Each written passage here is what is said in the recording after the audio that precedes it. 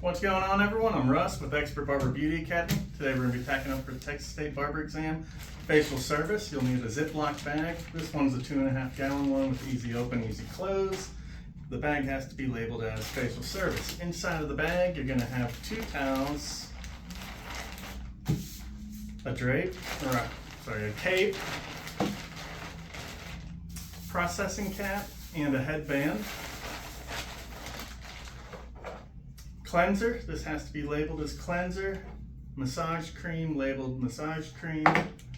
And moisturizing lotion, labeled moisturizing lotion. Make sure all of those are closed up tight before you place them in. And you'll need toner, labeled as toner. Make sure the lid is on it and place it in the bag.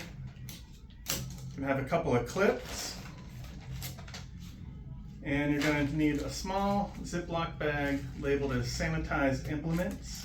Inside of that bag, you're going to need at least 3 spatulas. And you're going to need at least 8 cotton rounds. Doesn't hurt to pack a few extra. Once you have everything in that bag, close it up, place it inside of your service bag. Squeeze out the air. And we're now packed up and ready. As always, thank you for watching and have a great day.